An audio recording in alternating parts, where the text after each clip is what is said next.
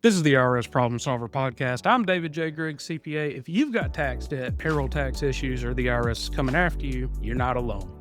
Each week, I share real strategies to stop collections, protect your business, and take control of your tax problems, legally and effectively. So let's dive in. Today, we're going to break down two of the most aggressive tools the IRS uses to collect money: bank levies and wage garnishments. These actions hit hard, they hit fast, and they can cripple both your personal finances and your business. But here's the good news. If you understand how they work, there are ways to stop it. A bank levy is when the IRS legally freezes your account and takes the money directly out of it. Imagine waking up, logging into your account, and seeing a zero balance. Payroll due tomorrow? Too bad. Rent check already written? It bounced.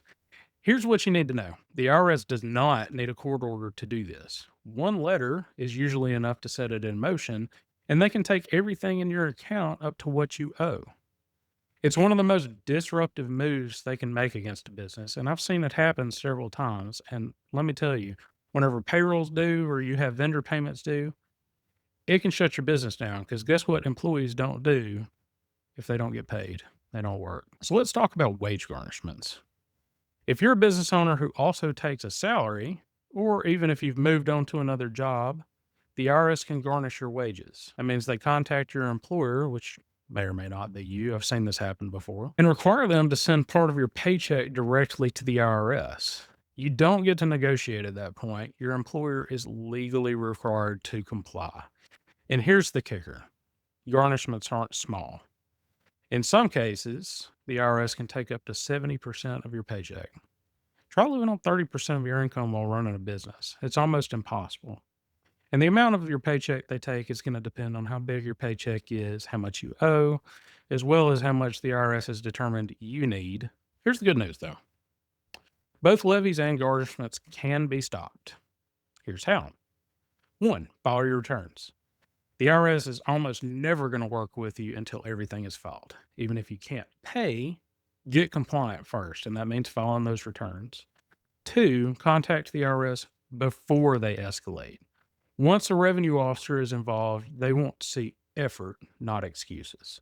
And 3. Negotiate a resolution.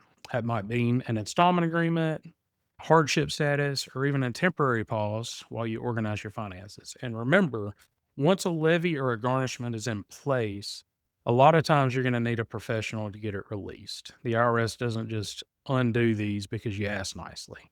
You have to show them a better option. Give them a reason to actually release the levy or the garnishment, and it has to be in the government's best interest. Here's the mindset shift you need to make. Don't wait for a garnishment to happen. Get ahead of it. That's why we start every case with a transcript investigation. We figure out what the IRS sees, what enforcement they're preparing, and how to cut them off before they strike. Strategy always beats panic. So here's the recap. A bank levy drains your account overnight. A wage garnishment takes your paycheck at the source. Both can be stopped, but only if you act early and build the right strategy. I'm David J. Griggs, CPA, and this has been the IRS Problem Solver. Thanks for listening, and remember, don't wait for the IRS to take your money. Take action before they do.